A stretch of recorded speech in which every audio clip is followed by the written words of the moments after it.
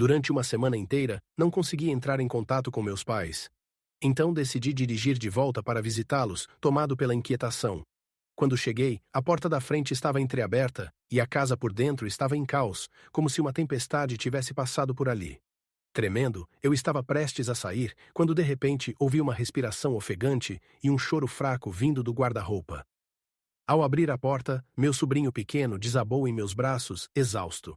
Ele não disse uma palavra, mas seu silêncio revelou uma verdade horripilante que eu nunca tinha ousado imaginar. Olá, meu nome é Rafael Silva. Tenho 29 anos e atualmente gerencio um hotel pequeno, mas movimentado, em São Paulo, capital paulista. A cidade que nunca dorme e dos sonhos passageiros. De fora, minha vida parece estável. Um bom emprego, um apartamento arrumado e uma agenda cheia que me impede de pensar demais.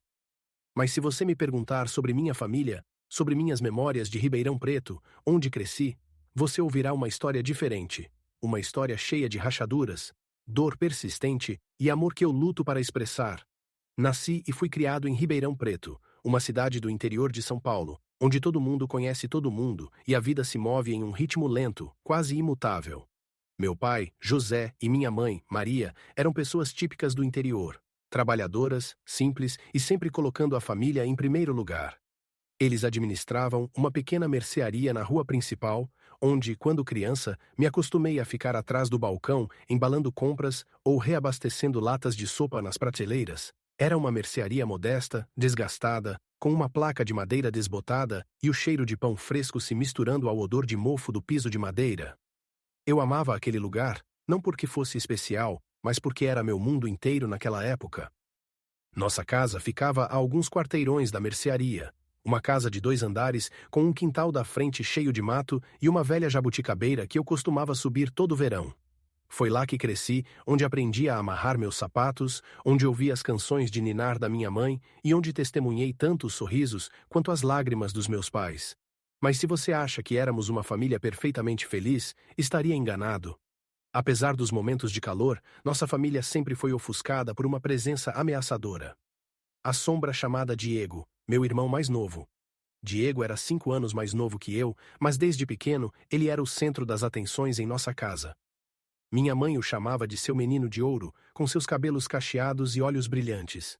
Diego tinha um sorriso que podia derreter qualquer um, e meus pais, especialmente minha mãe, não conseguiam resistir a ele. Eles o mimavam, dando-lhe tudo o que queria: brinquedos novos, roupas bonitas ou perdão por seus erros. Enquanto isso, como filho mais velho, eu era esperado ser maduro e responsável, enquanto Diego podia viver despreocupado, como se seus deslizes fossem apenas brincadeiras inofensivas. Não culpo meus pais. Sei que eles amavam os dois, apenas de maneiras diferentes. Lembro das noites na mercearia, quando eu ficava para limpar, enquanto Diego era levado pela mamãe para tomar sorvete. Ou às vezes que fui repreendido por quebrar um copo, enquanto Diego podia derrubar uma bandeja inteira de doces e receber apenas um tapinha na cabeça. Essas pequenas coisas, acumulando-se ao longo dos anos, fizeram com que Diego e eu crescêssemos como linhas paralelas, vivendo sob o mesmo teto, mas nunca verdadeiramente nos conectando. Quando tinha 18 anos, deixei Ribeirão Preto para estudar administração em São Paulo. Pela primeira vez, senti que podia respirar, que podia viver para mim mesmo. Estudei administração de empresas, consegui um bom emprego em um hotel e lentamente construí uma nova vida. Mas toda vez que voltava a Ribeirão Preto, sentia um peso no ar. Diego, agora adolescente, estava mudando. O sorriso angelical da infância agora estava tingido de desafio e imprudência. Ele começou a matar aula, andar com uma turma ruim e então, como uma tempestade inevitável, caiu no jogo. Apostas no Brasil não são incomuns. Estão em toda parte, dos bingos clandestinos às casas de apostas online, até os grandes cassinos em navios de cruzeiro. Mas para Diego, não era apenas um passatempo, era um vício. Lembro da primeira vez que minha mãe me ligou, sua voz tremendo, dizendo que Diego havia roubado dinheiro do cofre da mercearia para apostar. Dirigi de volta naquela noite apenas para encontrar meu pai sentado em silêncio em sua cadeira e minha mãe soluçando na cozinha. Diego, enquanto isso, apenas deu de ombros e disse: "Vou pagar de volta, não é grande coisa." Mas eu sabia que ele não pagaria. Ele nunca pagava. As dívidas continuaram se acumulando e Diego afundava cada vez mais. Ele se casou com uma mulher chamada Simone, alguém que pensei que pudesse tirá-lo do abismo. Mas o casamento durou menos de 2 anos. Simone foi embora, deixando Diego e o filho pequeno deles, Gabriel, que tinha apenas 3 anos na época. Em vez de assumir o cuidado do filho, Diego o abandonou, deixando Gabriel com meus pais, enquanto ele vagava como uma rajada de vento, aparecendo ocasionalmente para pedir dinheiro, causar problemas e depois desaparecer novamente. Gabriel, agora com 6 anos, é a única coisa que ainda traz um pouco de luz para nossa família. Toda vez que visito Ribeirão Preto, passo tempo com ele, contando histórias ou apenas sentando juntos na varanda, observando os carros passarem. Gabriel tem olhos como Diego quando era jovem, mas muito mais inocentes e puros. Ele me chama de tio Rafa e me abraça apertado sempre que estou prestes a ir embora. Mas nem mesmo Gabriel consegue apagar a distância crescente entre mim e meus pais. Nosso relacionamento está fraturado há muito tempo. Não é que eu não os ame, eu amo profundamente. Mas o favoritismo deles em relação a Diego e os fardos que colocaram em mim sempre que ele aprontava me desgastaram. Toda vez que minha mãe ligava, eu me preparava para mais uma reclamação sobre Diego, sobre suas dívidas, suas confusões. E cada vez eu me sentia esgotado e impotente. No mês passado, minha mãe ligou com mais frequência do que o habitual. Sua voz estava frágil, cheia de preocupação. Diego passou aqui de novo, ela disse. Ele exigiu dinheiro e trouxe uns estranhos com ele. Não sei o que fazer. Eu disse a ela para chamar a polícia se Diego causasse problemas, mas ela apenas suspirou. Ele é meu filho, não posso fazer isso. Desliguei, meu coração pesado. Eu sabia que ela não faria nada. Ela nunca fez. Pensei em voltar a Ribeirão Preto, confrontar Diego ou até mesmo trazer Gabriel para morar comigo em São Paulo. Mas o trabalho me arrastou e eu me convenci de que tudo ficaria bem, que meus pais poderiam lidar com isso. Eu estava errado. Terrivelmente errado. Na última semana, uma sensação de mal-estar vinha se infiltrando em meu coração, como um vento frio soprando pelos dias ardentes de verão em São Paulo. Começou com chamadas não atendidas. Liguei para minha mãe, depois para meu pai, mas tudo o que recebi foi o toque interminável, como se o som estivesse ecoando em um vazio. Enviei mensagens, uma após a outra, com perguntas simples. Mãe, você está bem? Pai, o que você está fazendo? Como está o Gabriel? Mas a tela do meu celular permaneceu em silêncio. Nem uma única resposta. No início, me tranquilizei dizendo que talvez meus pais estivessem ocupados, talvez estivessem na mercearia, ou talvez seus celulares tivessem acabado a bateria.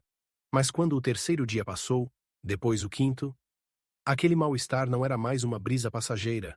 Havia se transformado em uma tempestade rugindo no meu peito. Tentei não pensar demais, mas todas as noites, enquanto as luzes de neon de São Paulo piscavam do lado de fora da minha janela, eu me pegava segurando meu celular, rolando pelas mensagens não respondidas, meu coração pesado. Pensei no meu pai, com sua estrutura alta e magra e olhos sempre cheios de exaustão silenciosa, mas paciência constante. Pensei na minha mãe, com seu sorriso gentil, mas uma voz ficando mais fraca toda vez que mencionava Diego. E então pensei em Gabriel, o menino de 6 anos com grandes olhos redondos, provavelmente sentado em algum lugar daquela casa em Ribeirão Preto, agarrando seu ursinho de pelúcia desgastado. Me perguntava o que estava acontecendo. Meus pais estavam bem? As ligações da minha mãe sobre as interrupções incessantes de Diego aparecendo com estranhos me deixaram com uma sensação roedora de pavor. Diego não estava apenas pedindo dinheiro. Ele havia mudado, tornando-se mais agressivo, mais imprudente. Mamãe me disse que ele aparecia em horários estranhos, às vezes no meio da noite, batendo na porta, gritando por dinheiro para pagar dívidas. Uma vez ela disse que ele até ameaçou fazer um escândalo se eles não concordassem. Eu queria voltar para Ribeirão Preto naquele momento, agarrar Diego pelo colarinho e gritar que ele não tinha o direito de atormentar nossos pais daquela maneira. Mas me contive, dizendo a mim mesmo que não podia continuar limpando a bagunça do meu irmão para sempre. Eu estava errado. Meu maior erro foi pensar que podia ficar de fora, que podia deixar meus pais enfrentarem sozinhos a tempestade chamada Diego. No 7º dia, ainda sem resposta dos meus pais, uma ligação de um número desconhecido fez meu coração disparar. Era Dona Helena, a vizinha que morava em frente à mercearia dos meus pais. Sua voz estava frenética, repleta de preocupação. Rafael, preciso te contar algo. A mercearia dos seus pais está fechada a semana toda. Ninguém os viu. Tentei ligar, mas ninguém atende. Algo não está certo, Rafael. Senti o sangue nas minhas veias se transformar em gelo. A mercearia, o lugar onde meus pais haviam depositado suas vidas, nunca havia ficado fechada por mais de 2 dias, exceto durante feriados importantes. Ficar fechada por uma semana inteira era inimaginável. Desliguei, minhas mãos tremendo, tentando juntar meus pensamentos. Talvez meus pais estivessem doentes, talvez tenham ido viajar. Mas no fundo, eu sabia que essas eram apenas desculpas para me acalmar. Diego, será que ele tinha feito algo? Será que ele havia empurrado meus pais para uma situação da qual não podiam escapar? Não conseguia mais ficar parado. Naquela noite liguei para meu chefe e solicitei licença de emergência. Preciso ir para casa. É urgente, eu disse, minha voz engasgando, embora não tenha explicado muito. Meu chefe, um homem gentil, mas perpetuamente ocupado, simplesmente concordou pelo telefone e me disse para ter cuidado. Empacotei algumas roupas, joguei-as em uma mala pequena e antes de sair do meu apartamento, olhei pela janela onde as luzes de São Paulo ainda cintilavam, alheias à tempestade rugindo dentro de mim. Uma viagem de 6 horas de São Paulo a Ribeirão Preto estava à frente, e eu sabia que essa viagem não era apenas sobre encontrar meus pais. Era sobre enfrentar tudo o que eu estava evitando há anos. Enquanto entrava no carro, ligava o motor e começava a jornada. Memórias da infância inundaram de volta, vívidas como se tivessem acontecido ontem. Lembrei das tardes atrás do balcão da mercearia, quando papai me ensinava como contar o troco para os clientes, ou quando mamãe deslizava uma bala de hortelã da prateleira na minha mão. Lembrei do cheiro dos velhos pisos de madeira, do tinir do sino quando os clientes entravam e das vezes que Diego e eu, quando crianças, brincávamos de pega-pega entre os corredores, rindo até mamãe fingir nos repreender. Mas essas memórias, por mais calorosas que fossem, não conseguiam aliviar o pavor sufocando meu peito. Cada vez que o carro passava por um trecho escuro da estrada, eu via a imagem de Diego. Não o Diego de antes, mas o Diego de agora, com olhos frios, voz áspera e as ameaças que mamãe havia descrito. Me perguntava o que havia acontecido naquela casa. Meus pais estavam realmente bem, ou algo muito pior estava me esperando em Ribeirão Preto? A cada quilômetro, meu medo crescia como uma pedra pesando mais no meu coração. Liguei o rádio, tentando encontrar uma música para abafar o silêncio, mas nenhuma melodia conseguia sobrepor o sussurro na minha cabeça. Rafael, você os abandonou por tempo demais. Pisei no acelerador, o carro acelerando em direção a Ribeirão Preto, em direção à casa que guardava tanto minha infância quanto minhas feridas. As 6 horas de viagem pareceram uma vida inteira. Quando a placa de boas-vindas da cidade apareceu, meu peito apertou como se estivesse sendo espremido. A cidade parecia a mesma, com suas ruas familiares e casas espiando sob o luar. Mas algo parecia errado, como se o ar carregasse um aviso. Dirigi direto para a mercearia dos meus pais, um lugar que sempre pensei que estaria iluminado, cheio de risos, mas quando parei em frente a ela, mal podia acreditar nos meus olhos. A mercearia estava completamente fechada. A placa de madeira escrita Mercearia Silva ainda estava pendurada lá, mas estava desbotada e inclinada, como se também estivesse cansada de testemunhar o que havia acontecido. Através da janela vi apenas escuridão. Nenhuma luz, nenhum sinal de vida. As prateleiras que eu costumava arrumar cuidadosamente estavam agora engolidas por sombras. Meu coração acelerou e tive que respirar fundo para não entrar em pânico. Meus pais nunca fechariam a mercearia por tanto tempo. Nunca. A menos que... Não ousei terminar o pensamento. Liguei o carro novamente e dirigi em direção à casa deles, alguns quarteirões adiante. A estrada familiar que uma vez me levou através de dias de verão, despreocupados, agora parecia interminável. Cada esquina, cada velha jabuticabeira despertava memórias. Diego e eu correndo por aí, mamãe nos chamando para jantar da varanda. Papai lendo o jornal em sua poltrona. Mas agora essas memórias apenas aprofundavam meu mal-estar. Não sabia o que estava prestes a enfrentar, mas um mau pressentimento se agarrava a mim como uma sombra que eu não conseguia sacudir. Quando parei em frente à familiar casa de 2 andares, meu coração pareceu parar. A casa estava completamente escura. Nenhuma luz nas janelas, nenhum som. A porta da frente estava ligeiramente entreaberta, como se alguém tivesse saído com pressa. Saí do carro, minhas pernas pesadas como chumbo, cada passo parecendo me levar em direção a um abismo. Chamei. Pai, mãe, Gabriel. Mas apenas o vento respondeu, frio e sem vida. Empurrei a porta e entrei. e a visão diante de mim atingiu como um soco no peito. A casa, uma vez cheia de risadas, o cheiro de biscoitos frescos da mamãe e as histórias tagarelas de Gabriel, agora era um destroço. Os móveis da sala estavam tombados, como se varridos por uma tempestade. As portas dos armários da cozinha estavam abertas, pratos espalhados pelo chão, algumas xícaras estilhaçadas em fragmentos afiados. Uma longa rachadura atravessava a parede, como se algo tivesse sido batido contra ela. Uma cadeira de madeira que papai havia construído orgulhosamente estava quebrada, faltando uma perna. Tudo gritava caos, como se a casa tivesse testemunhado uma batalha. Fiquei lá na sala, sentindo o sangue nas minhas veias se transformar em gelo. Pai, mãe, chamei novamente minha voz. Mas o silêncio espesso me envolveu como um cobertor pesado pressionando meu peito. Avancei, tropeçando em uma colher no chão. Cada passo era como uma faca se retorcendo no meu coração, porque eu sabia que ninguém deixaria a casa assim por acidente. Não papai, que sempre mantinha tudo em ordem. Não mamãe, que lustrava os pisos até brilharem. E certamente não Gabriel, o menino cuidadoso que valorizava tudo ao seu redor. Tentei reunir meus pensamentos, encontrar uma explicação racional. Talvez tenham sido roubados. Talvez tenham fugido em pânico. Ou talvez algo tenha acontecido com eles. Algo que eu não ousava imaginar. Balancei a cabeça, tentando afastar o pensamento. Precisava encontrar meus pais. Encontrar Gabriel. Peguei meu celular, pronto para ligar para a polícia. Mas naquele momento, um som fraco veio do fim do corredor, do quarto dos meus pais. Uma respiração trêmula e ofegante, misturada a soluços suaves e abafados, como um pequeno animal tentando se esconder. Meu coração disparou, o sangue correndo para meus ouvidos. Congelei, escutando, tentando determinar se eu havia imaginado. Mas então veio novamente, mais claro, mais desesperado.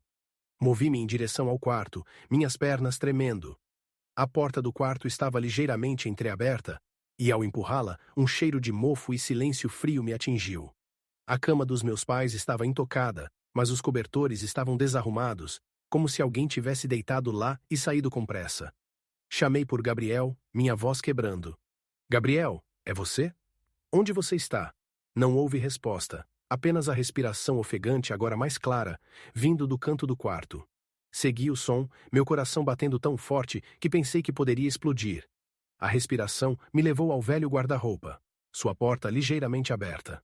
Minha mão tremeu ao alcançar a maçaneta, suor escorrendo na minha testa. Respirei fundo, tentando me acalmar, mas o medo se agarrava a mim implacavelmente. Sussurrei como se para me tranquilizar. Vai ficar tudo bem, Rafael. Apenas abra a porta. Mas no fundo eu sabia que nada estava bem. A porta do guarda-roupa rangeu fortemente quando a puxei, o som cortando o silêncio do quarto. A escuridão dentro engoliu a fraca luz do corredor. Mas então, no meio da confusão de roupas penduradas e o cheiro de mofo de madeira velha, vi uma pequena figura encolhida no canto. Meus olhos se esforçaram para se ajustar e quando a luz finalmente caiu sobre ela, congelei. Era Gabriel, meu sobrinho de 6 anos, com aqueles olhos claros que eu sempre tinha adorado. Mas agora ele não era mais o Gabriel que eu conhecia. Ele estava encolhido, agarrando seu ursinho de pelúcia esfarrapado, aquele que minha mãe lhe deu quando era bebê. Suas roupas estavam amarrotadas e sujas, como se ele as tivesse usado por uma semana. Seu cabelo estava emaranhado, grudado na testa, e seu rosto estava magro e pálido, como se a fome tivesse drenado a vida dele. Mas o que despedaçou meu coração foram seus olhos.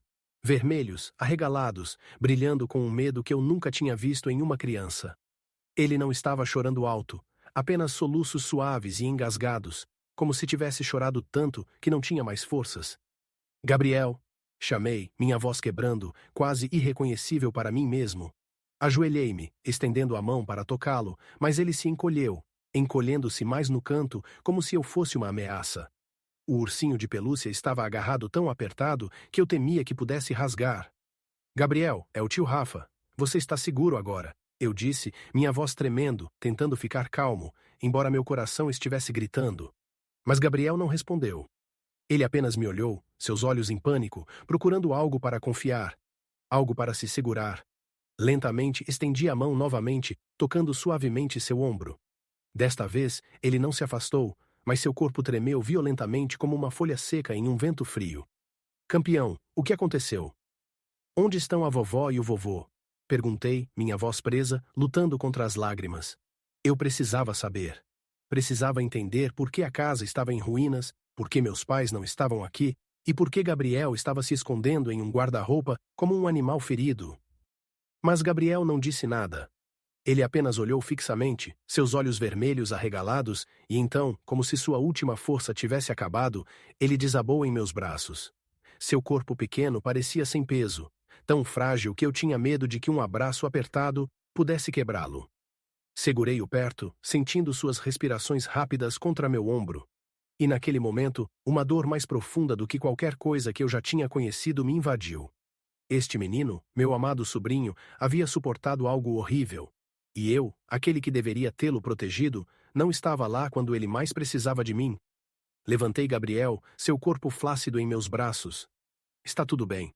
Estou aqui agora, sussurrei, sem ter certeza se estava confortando ele ou a mim mesmo. Examinei o quarto novamente, esperando por qualquer sinal dos meus pais, um bilhete, uma pista, qualquer coisa. Mas havia apenas silêncio e caos.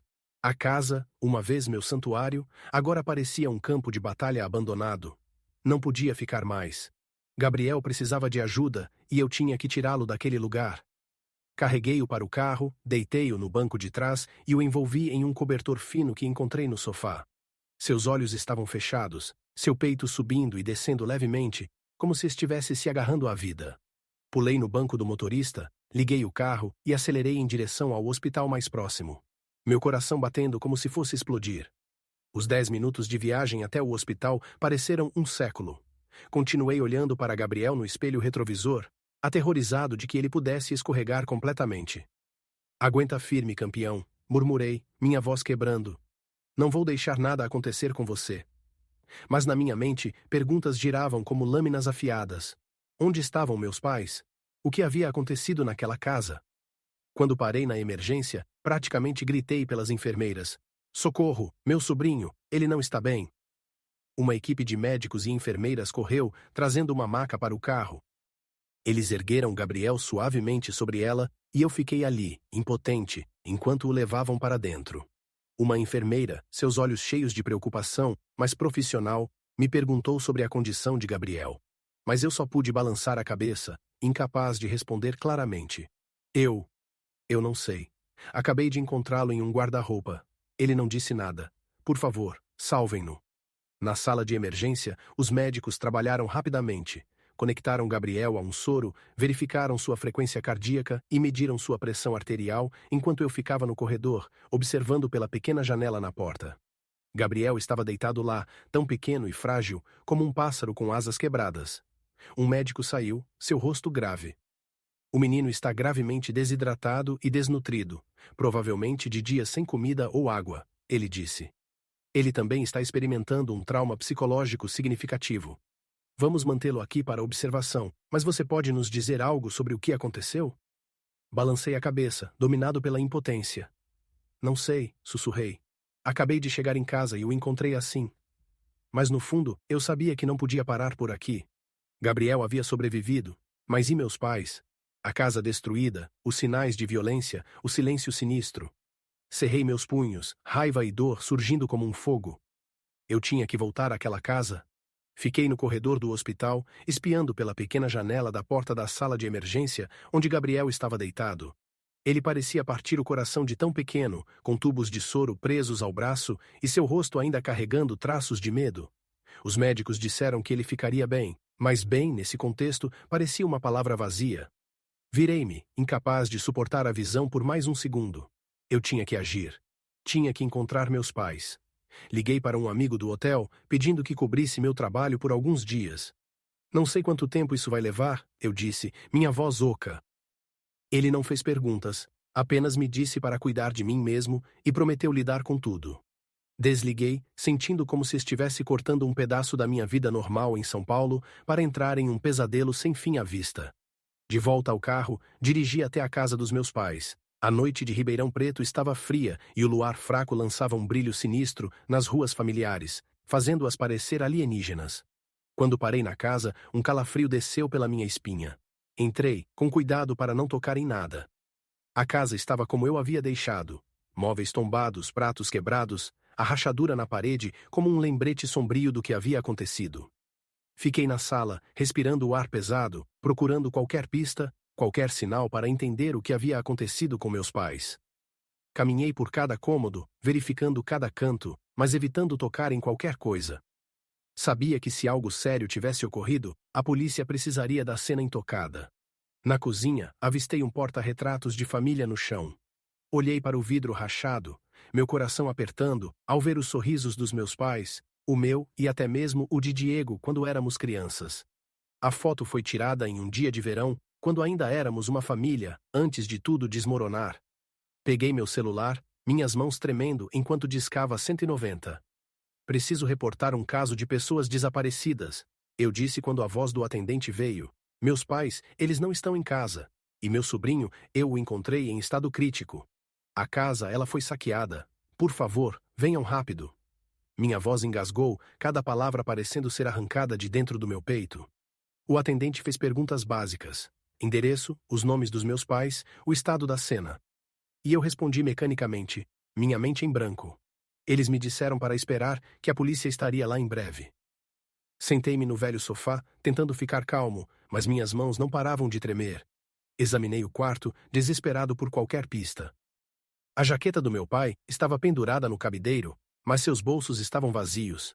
Na cozinha, uma xícara de café fria estava sobre a mesa, como se papai a tivesse deixado no meio do gole.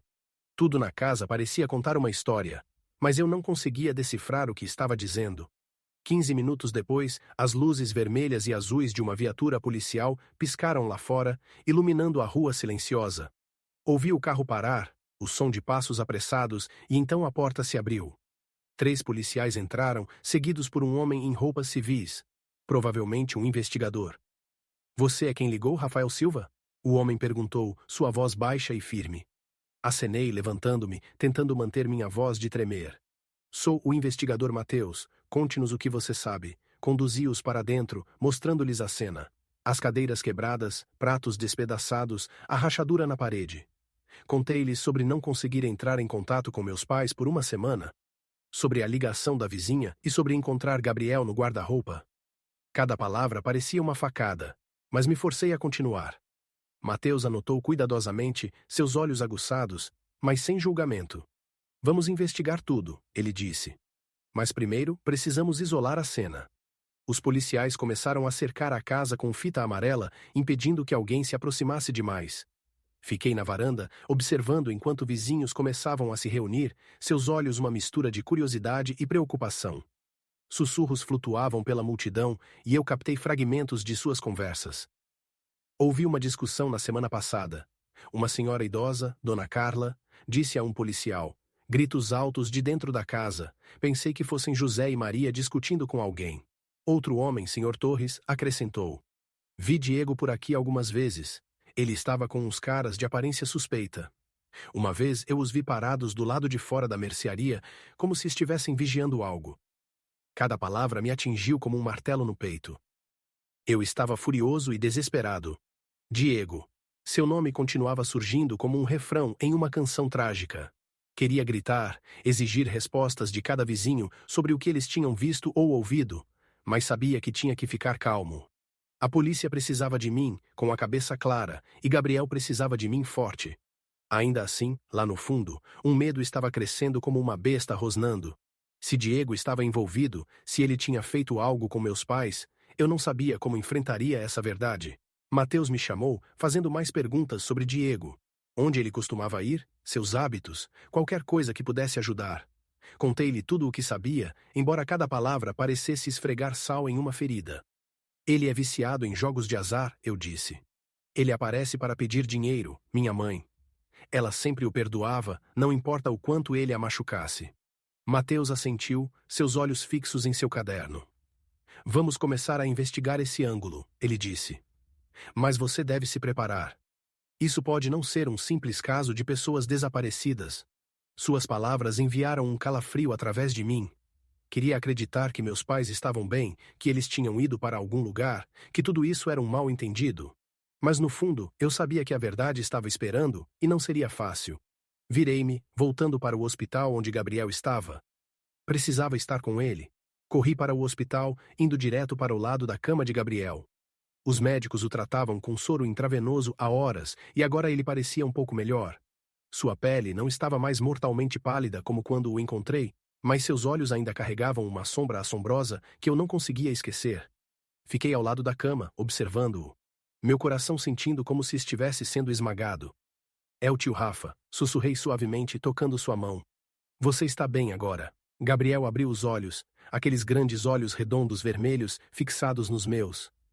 Então, como se uma represa de medo tivesse se rompido, ele explodiu em soluços dilacerantes. Seu choro era cru, desesperado, como se ele tivesse o segurando por muito tempo. Ele estendeu a mão com suas pequenas mãos se agarrando a mim, seus dedos agarrando minha camisa como se temesse que eu desaparecesse. Tio Rafa, não vá, ele sussurrou, sua voz tremendo e fraca, tão frágil que tive que lutar para não desabar com ele. Puxei-o em meus braços, sentindo seu corpo minúsculo tremer contra mim. Estou bem aqui, Gabriel. Não vou a lugar nenhum, eu disse, minha voz presa. Mas no fundo, eu sabia que estava fazendo uma promessa que não tinha certeza se poderia cumprir. Um médico entrou para verificar Gabriel. Ele está mais estável agora, ela disse, seu tom gentil, mas sério. Mas ele sofreu um trauma psicológico grave. Precisamos de tempo para avaliá-lo mais a fundo, e é melhor não pressioná-lo agora. Acenei, mas minha mente estava girando com perguntas. Gabriel sabia algo. Ele estivera naquela casa, tinha visto algo, e embora eu não quisesse pressioná-lo, eu precisava da verdade. O investigador Mateus chegou ao hospital logo depois, acompanhado por uma policial cujos olhos eram gentis, mas cautelosos. Eles me fizeram algumas perguntas breves sobre a condição de Gabriel, depois solicitaram falar com ele. Seremos o mais gentis possível, disse Mateus. Sei que não é o melhor momento. Mas qualquer coisa que o menino possa nos dizer pode ajudar a encontrar seus pais. Olhei para Gabriel, ainda se agarrando a mim, e senti como se estivesse em uma encruzilhada perigosa. Não queria que ele revivesse o que havia acontecido. Mas também sabia que era a única maneira de encontrar meus pais. Gabriel, eu disse, ajoelhando-me ao lado da cama, mantendo minha voz o mais suave possível. Você pode ajudar o tio Rafa um pouquinho? Essas pessoas são policiais e querem encontrar a vovó e o vovô. Você pode nos contar o que aconteceu? Gabriel balançou a cabeça freneticamente, seus olhos arregalados de medo. Ele agarrou seu ursinho de pelúcia com força, como se fosse seu último escudo. Não, eu não quero. Ele sussurrou, sua voz tremendo. Abracei-o, deixando-o descansar a cabeça no meu ombro. Estou bem aqui, Gabriel. Você não precisa ter medo. Apenas nos conte o que você lembra, está bem? Não vou deixar ninguém te machucar. Pude sentir sua respiração rápida. E naquele momento, eu não queria nada mais do que tirar ele de toda essa dor. Mas eu não podia. Precisava da verdade, não importa quão brutal fosse. Depois de alguns minutos da minha garantia, Gabriel começou a falar, sua voz hesitante e pontuada por soluços. Papai. Papai veio para a casa, ele sussurrou, e meu coração pareceu parar. Papai veio com outras pessoas, eles estavam gritando. Vovó e vovô gritaram de volta. Gabriel pausou, seus olhos arregalados como se revivesse o momento. Segurei sua mão, tentando manter minha voz firme. Continue, campeão. O que eles fizeram? Gabriel tremeu, lágrimas escorrendo por suas bochechas. Papai. Ele estava muito bravo. Ele gritou, disse para a vovó e vovô darem dinheiro a ele, mas eles não deram. Então houve um barulho alto. Coisas quebraram. Ele parou, agarrando o ursinho de pelúcia, seu corpo tremendo violentamente. Fiquei com medo, corri para o guarda-roupa, me escondi. Sua voz sumiu, como se afundasse em uma memória pesada demais para suportar. Ouvi vovó e vovô gritar. Depois ficou tudo quieto. Senti o sangue nas minhas veias se transformar em gelo. Segurei Gabriel com força, lutando contra as lágrimas, mas por dentro, uma tempestade estava rugindo. Diego. Ele estava lá. Ele brigou com nossos pais, e os sons que Gabriel ouviu. Eu não ousava pensar mais. Mateus e a policial anotaram rapidamente, suas expressões endurecendo. Você se lembra de algo sobre as pessoas com seu pai? A policial perguntou, sua voz gentil, mas cuidadosa. Gabriel balançou a cabeça, lágrimas derramando novamente. Não sei. Eles eram altos. Eles eram assustadores, cobertos de tatuagens. Ele explodiu em soluços dilacerantes, agarrando-se a mim, E eu sabia que ele não podia dizer mais. Sinalizei para Mateus e ele assentiu, levantando-se. Obrigado, Gabriel, ele disse. Você é um menino corajoso. Temos o suficiente para começar a investigação. E Diego será nosso principal suspeito. A médica entrou gentilmente, pedindo a todos que saíssem para que Gabriel pudesse descansar. O menino precisa de tempo, ela disse. Ele passou por demais. Acenei, mas por dentro eu queria gritar. Diego, meu irmão, o que ele havia feito? No que ele havia arrastado nossos pais? E Gabriel, uma criança inocente, havia testemunhado tudo. Sentei-me ao lado da cama de Gabriel, segurando sua mão até que ele adormecesse. Sua respiração finalmente constante. Mas eu não conseguia descansar. As palavras de Gabriel eram como uma peça afiada de quebra-cabeça, confirmando meus piores medos. Diego não havia apenas causado problemas. Ele poderia ter feito algo imperdoável. O investigador Mateus me ligou na manhã seguinte, sua voz baixa e resoluta. Designamos Diego como o principal suspeito com base no depoimento de Gabriel, ele disse. Estamos emitindo uma ordem de busca e verificando todos os lugares onde ele pode aparecer. Você tem mais informações sobre os hábitos do seu irmão? Recontei o que sabia. As casas de apostas que Diego frequentava, os botecos sujos onde ele bebia. Cada palavra parecia uma facada, mas eu não podia parar. A polícia se moveu rapidamente. Eles foram ao quarto de motel decadente que Diego alugava nos arredores de Ribeirão Preto. Mas quando Mateus ligou com uma atualização, sua voz estava pesada de frustração. O quarto estava vazio, ele disse. Lixo espalhado por todo lado, roupas espalhadas como se ele tivesse saído com pressa. Estamos coletando impressões digitais e qualquer pista que possamos encontrar. Imaginei o quarto, uma bagunça caótica exalando álcool e cigarros. Um reflexo da pessoa que Diego havia se tornado. Ele havia fugido. Ele sabia o que tinha feito e estava tentando escapar. Enquanto isso, sentei ao lado de Gabriel, observando-o dormir. Seu rosto ainda marcado pelo medo. O médico disse que ele precisava de tempo para se recuperar. Mas toda vez que ele se assustava em seu sono, murmurando palavras incoerentes, era como se alguém estivesse apertando meu coração. Acariciei seu cabelo, sussurrando. Estou aqui, Gabriel. Tudo vai ficar bem. Mas eu não tinha certeza se estava confortando ele ou a mim mesmo. A verdade era que eu não sabia se as coisas algum dia voltariam ao normal. A polícia continuou a rastrear o rastro de Diego. Eles visitaram as casas de apostas e bares em Ribeirão Preto, onde ele era cliente regular. Um barman no bar do Toninho contou a Mateus que Diego havia aparecido alguns dias atrás, frenético, tomando doses e murmurando sobre precisar de dinheiro rápido. Ele parecia que estava sendo caçado, disse o barman. Olhos injetados de sangue, constantemente olhando por cima do ombro, como se estivesse com medo de alguém o seguindo. Então ele saiu sem pagar pelas bebidas. Esses detalhes enviaram um calafrio através de mim. Diego não estava apenas fugindo, ele estava aterrorizado. Uma pista importante veio de um agiota chamado Eduardo, um homem que a polícia rastreou em uma pequena casa de apostas fora da cidade. Eduardo, com uma voz rouca e olhos frios, disse que Diego lhe devia dezenas de milhares de reais, de sequências de derrotas nas mesas. Ele me implorou por mais tempo, Eduardo disse a Mateus, como recontado mais tarde. Disse que estava prestes a conseguir muito dinheiro para pagar tudo. Mencionou algo sobre a família cuidar disso, mas eu não acreditei. Ele parecia um cachorro de rua desesperado. As palavras de Eduardo me atingiram como um martelo. Família cuidando disso.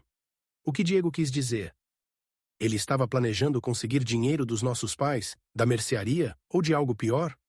A polícia emitiu uma busca em toda a cidade por Diego, estendendo-a para áreas vizinhas. Eles enviaram alertas para postos de controle, casas de apostas e motéis baratos, onde ele poderia estar se escondendo. A notícia do caso começou a se espalhar como um pequeno incêndio na cidade normalmente tranquila. Vizinhos se reuniam do lado de fora da casa dos meus pais, sussurrando uns para os outros, seus olhos uma mistura de pena e curiosidade.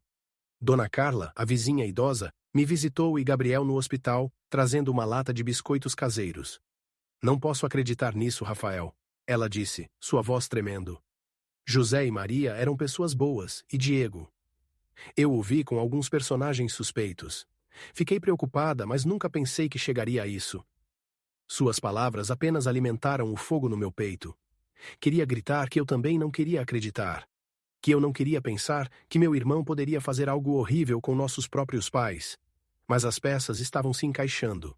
O relato de Gabriel, a casa destruída, as histórias dos vizinhos e agora as palavras de Eduardo. Todos apontavam para Diego como flechas apontadas direto para o meu coração.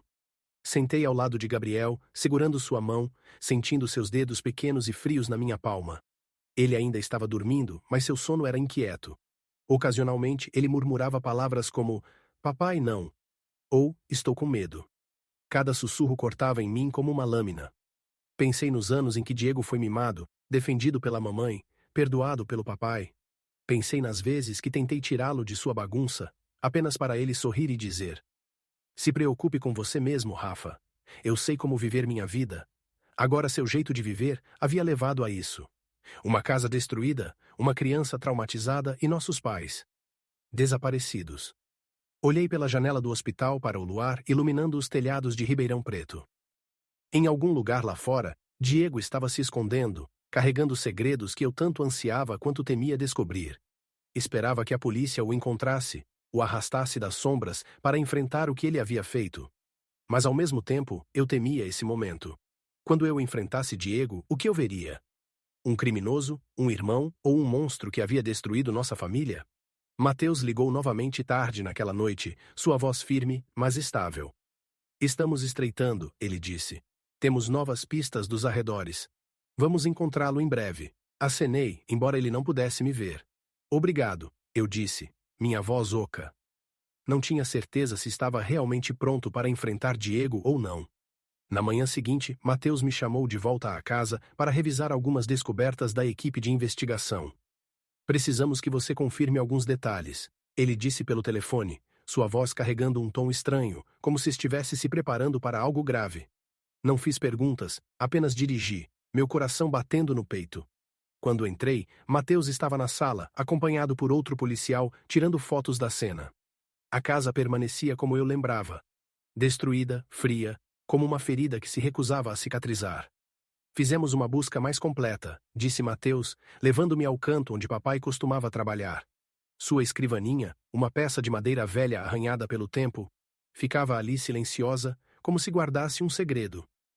"Encontramos isso na gaveta", disse Mateus, entregando-me um envelope amarelo desbotado, suas bordas gastas. Peguei o envelope, minhas mãos tremendo.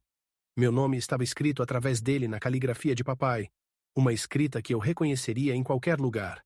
"Rafael", dizia, e apenas vê-lo enviou um calafrio pela minha espinha. Abri o envelope, puxando uma folha de papel dobrada, a caligrafia trêmula, como se escrita em pânico ou medo. Respirei fundo, tentando me acalmar, mas nada poderia me preparar para o que eu estava prestes a ler. "Rafael, nosso filho", a carta começava. "Se você está lendo isso, as coisas provavelmente foram longe demais. Pedimos desculpas por tudo. Estávamos errados, muito errados em deixar Diego se tornar o que ele é. Nós o amávamos, mas o mimamos demais, deixando-o crescer como um homem egoísta e quebrado. Tentamos consertar, mas pode ser tarde demais." Parei, sentindo como se não pudesse respirar. As palavras cortavam como uma faca afiada e implacável. Eu sabia que meus pais sempre haviam defendido Diego, perdoado seus erros, mas ouvi-los admitir isso em sua própria caligrafia me encheu de dor e raiva. Forcei-me a continuar lendo, cada linha cortando mais fundo. "Diego mudou, Rafael. Ele não é mais o menino que conhecíamos. Ultimamente ele tem vindo à casa com frequência, exigindo dinheiro, nos ameaçando. Ele falou sobre vender a mercearia, dizendo que era a única maneira de liquidar suas dívidas. Nos recusamos, mas ele não parou. Ele trouxe estranhos, homens com olhos frios. Estamos vivendo com medo, Rafael. Temos medo do dia em que as coisas vão longe demais." Lágrimas se acumularam, embaçando as palavras. Pensei que estava preparado, mas não havia como se preparar para isso. Meus pais haviam vivido com medo, ameaçados por seu próprio filho, e eles escolheram esconder isso de mim. Uma onda de raiva surgiu. Raiva de Diego, de mim mesmo e até dos meus pais por deixar chegar a isso. A carta continuou, a caligrafia de papai ficando mais pesada, como se ele soubesse que o tempo estava se esgotando. "Não queríamos arrastar você para isso, Rafael. Você fez tanto por esta família, carregou tanto. Não queríamos que você enfrentasse Diego. Não queríamos que você ficasse preso nisso, mas se você está lendo isso, provavelmente já nos fomos. Cuide do Gabriel. Ele é inocente, e por favor, nos perdoe se puder. Dobrei a carta, incapaz de ler mais. Lágrimas caíram quentes nas minhas bochechas, mas eu não as enxuguei. As palavras pareciam um testamento final, como se meus pais soubessem que um fim trágico estava chegando. Eles haviam sido empurrados à beira por seu próprio filho, e eles escolheram me proteger, não importa o custo. Segurei a carta, sentindo-a queimar na minha mão. Mateus estava ao meu lado, seus olhos suavizando, mas ele não disse nada, como se soubesse que eu precisava de tempo para processar o que havia lido. Diego, sussurrei, minha voz quebrando. Seu nome agora parecia uma maldição, uma mancha indelével. Ele havia levado nossos pais ao limite e eu não podia mais ficar de fora. Entreguei a carta a Mateus, minha voz tremendo. Fique com ela, é evidência. Ele assentiu cuidadosamente, colocando-a em um saco plástico transparente. Mas seus olhos me diziam que ele entendia. Isso não era apenas evidência, mas um pedaço da tragédia da minha família. Voltei para o hospital logo depois, incapaz de suportar mais um segundo naquela casa. Gabriel ainda estava dormindo, seu rosto menos pálido agora. As palavras da carta ecoavam na minha mente, cada uma um lembrete dos erros dos meus pais e dos meus próprios. Eu os havia deixado sozinhos por muito tempo, pensando que a distância me protegeria do caos de Diego. Mas agora eu não podia mais fugir. Diego havia destruído nossa família e eu tinha que enfrentá-lo, não importa quão brutal a verdade pudesse ser. 3 dias depois, meu celular tocou. Era Mateus. Sua voz era curta, mas eu podia ouvir a tensão nela. Encontramos Diego, ele disse. Ele está em um motel barato nos arredores. Nós o colocamos sob custódia. Você gostaria de vir à delegacia? Meu coração disparou, uma mistura de alívio e pavor surgindo através de mim. Eles o encontraram. Deixei Gabriel no hospital sob os cuidados da enfermeira, prometendo voltar logo. Ele agarrou minha mão, seus olhos ainda cheios de pânico, mas eu forcei um sorriso, embora parecesse seco e tenso. Volto logo, Gabriel, eu disse, bagunçando seu cabelo. Mas ao sair do quarto, senti como se estivesse entrando em uma tempestade. A delegacia de polícia de Ribeirão Preto ficava no centro da cidade, um prédio cinza com longos corredores e o cheiro rançoso de café velho. Mateus me encontrou na entrada, sua expressão severa, mas tingida de exaustão. Ele está na sala de interrogatório, ele disse, levando-me por um corredor estreito. Ele está abalado, mas ainda negando tudo. Precisamos de você aqui para confirmar alguns detalhes. Acenei, embora por dentro quisesse me virar e fugir daquele momento, mas eu não podia. Não agora. A sala de interrogatório era pequena, com uma mesa de metal e cadeiras rígidas. Diego estava sentado lá, de frente para Mateus e outro policial. Fiquei atrás do vidro espelhado, observando-o através do painel frio. Ele parecia abatido, uma sombra de si mesmo. Seu cabelo estava desgrenhado, sua camisa amarrotada e seus olhos injetados de sangue sugeriam dias sem dormir. Na mão dele havia uma pequena bolsa contendo algum dinheiro e documentos falsos, sinais claros de que ele havia planejado fugir. Mas o que me arrepiou foram seus olhos. Em pânico, mas ainda desafiadores, como se ele pensasse que ainda podia escapar. Mateus começou o interrogatório, sua voz calma, mas afiada. Diego, sabemos que você estava na casa dos seus pais na semana passada. Temos declarações do seu filho, dos vizinhos e de um agiota. O que você fez? Diego manteve a cabeça baixa, suas mãos apertadas, mas sua boca permaneceu teimosa. Eu só fui pedir dinheiro, ele disse, sua voz. Nós discutimos, claro, mas depois eu fui embora, não fiz nada. Cerrei meus punhos, minhas unhas cravando nas palmas até doer. Ele estava mentindo. Eu sabia. Mateus sabia. E a própria sala parecia saber. Mateus não se abalou. Ele colocou uma pilha de documentos sobre a mesa, incluindo a carta dos meus pais e fotos da casa destruída. Você tem certeza disso, Diego? Ele perguntou, sua voz fria como aço. Gabriel disse que você veio com alguns homens. Você brigou com seus pais e ele ouviu coisas quebrando, batidas altas. Como você explica isso? Diego se mexeu em seu assento, seus olhos desviando. O garoto está inventando, ele murmurou. Mas sua voz tremeu, como se ele soubesse que estava perdendo terreno. Mateus continuou, seu tom ficando mais afiado. Também temos uma declaração de Eduardo, seu agiota. Ele disse que você prometeu muito dinheiro para pagar suas dívidas. De onde esse dinheiro viria, Diego? Da mercearia dos seus pais? Da casa deles? Fiquei atrás do vidro, sentindo o chão desmoronar sob mim. Cada palavra de Mateus era uma peça de quebra-cabeça, formando uma imagem horrível. Diego abaixou a cabeça, em silêncio, mas eu podia ver seus ombros tremendo. Ele estava quebrando e eu queria gritar com ele e fugir do que estava prestes a ouvir. De repente, o telefone de Mateus tocou. Ele atendeu, sua postura calma escurecendo instantaneamente. A sala ficou em silêncio enquanto ele concordava algumas vezes. Depois desligou. Mateus se levantou, sua voz caindo, cada palavra pesada como um golpe de martelo. Diego, acabei de receber uma ligação. A equipe da perícia encontrou os corpos de José e Maria Silva em um terreno baldio não muito longe da casa deles. Ambos foram brutalmente atacados. As evidências no local correspondem ao que encontramos na casa. E o depoimento de Gabriel? Você tem algo mais a negar? Senti o mundo parar. Corpos, meus pais. Agarrei a borda da cadeira, minha cabeça girando. A carta deles, com suas palavras trêmulas, agora se tornava uma verdade insuportável. Queria gritar, estilhaçar o vidro e agarrar Diego, mas não conseguia me mover. Apenas fiquei lá, congelado, lágrimas escorrendo pelo meu rosto sem que eu percebesse. Diego olhou para cima, seu rosto pálido como a morte. Não, não fui eu, ele gaguejou, mas sua voz vacilou, como se ele não acreditasse em sua própria mentira. Mateus não lhe deu chance. Ele deslizou fotos da cena do crime pela mesa em seu telefone, imagens que eu sabia que não poderia suportar ver, mas sabia que eram reais.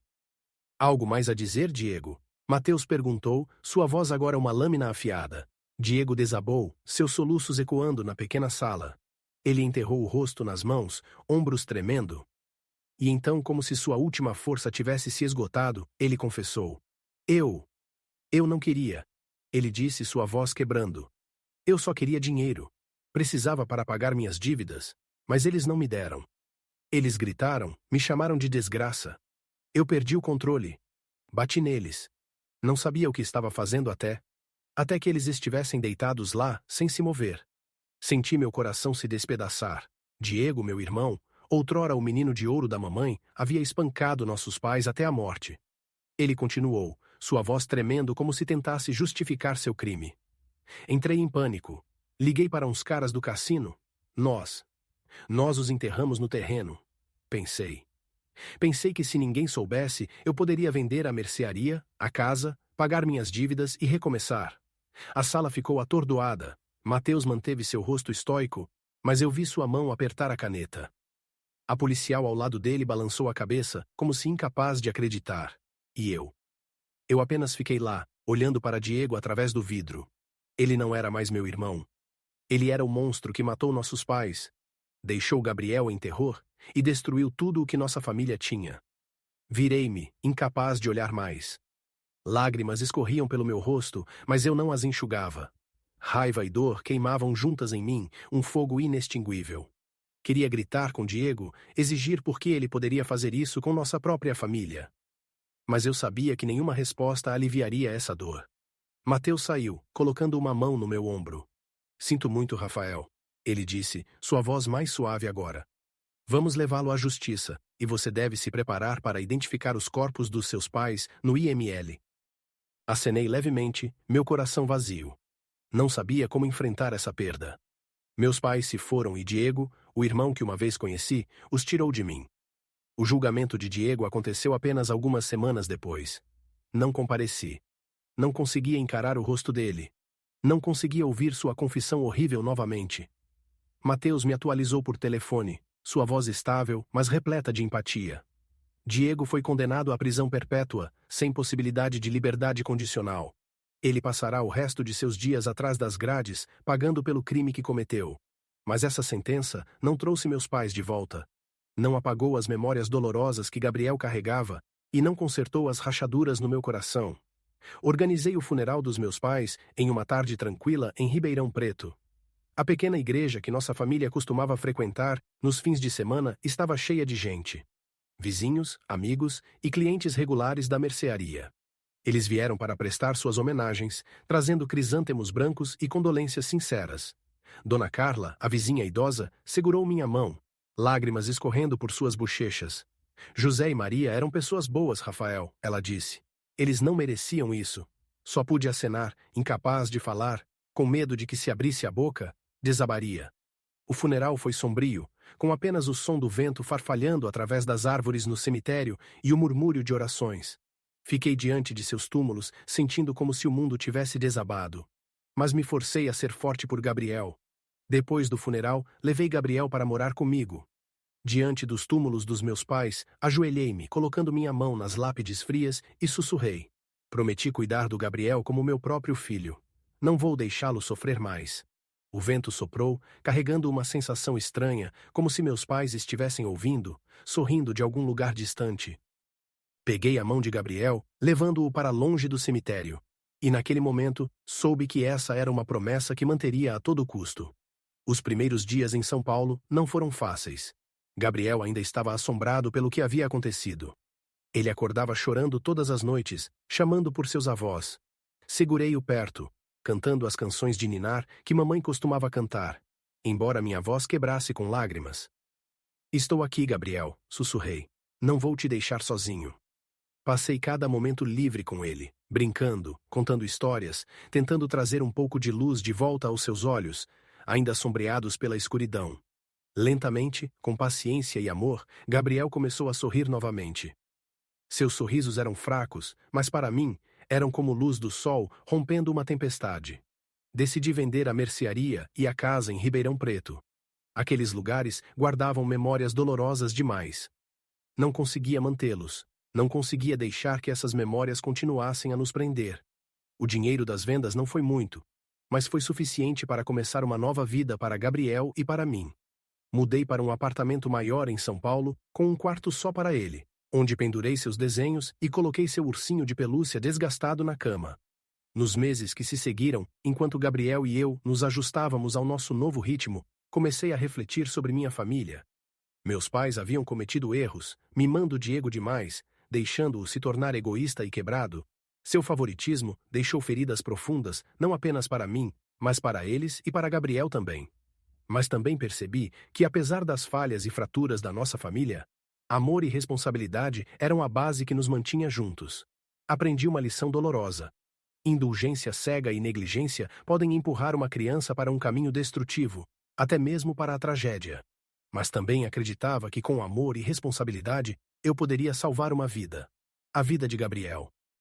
Uma noite, enquanto as luzes de neon de São Paulo iluminavam o céu, segurei a mão de Gabriel, caminhando com ele por uma rua movimentada. Ele apontou para as luzes, rindo de uma fonte que mudava de cores. Olhei para ele e, pela primeira vez em meses, senti uma quietude no meu coração. Sem mais pesadelos. Sem mais ecos dos gritos de Diego. Sem mais memórias dolorosas de Ribeirão Preto. Apenas eu e Gabriel, tio e sobrinho, caminhando juntos sob o brilho luminoso e esperançoso desta cidade. Sabia que a estrada à frente não seria fácil. Gabriel ainda teria noites em que acordaria chorando. E eu carregaria as cicatrizes do que Diego fez. Mas estava determinado a construir uma nova família. Uma sem violência, favoritismo ou traição. Uma família construída sobre amor. Onde Gabriel pudesse crescer sem medo. Onde eu pudesse cumprir minha promessa aos meus pais e a mim mesmo. Quando paramos junto a uma fonte, Gabriel olhou para mim, seus olhos brilhando. Tio Rafa, posso ficar com você para sempre? Ele perguntou, sua voz pequena, mas cheia de esperança. Ajoelhei-me, abracei-o e sorri, embora lágrimas se acumulassem nos meus olhos. Para sempre, Gabriel, eu disse. Você e eu somos família.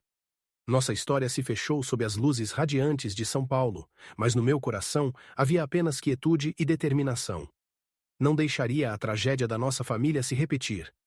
Daria a Gabriel a vida que ele merecia e honraria o significado de família, não através de indulgência cega, mas através de amor e responsabilidade. Esse era o legado que eu queria deixar, não apenas para Gabriel, mas para meus pais, que nos amaram, por mais imperfeitos que fossem,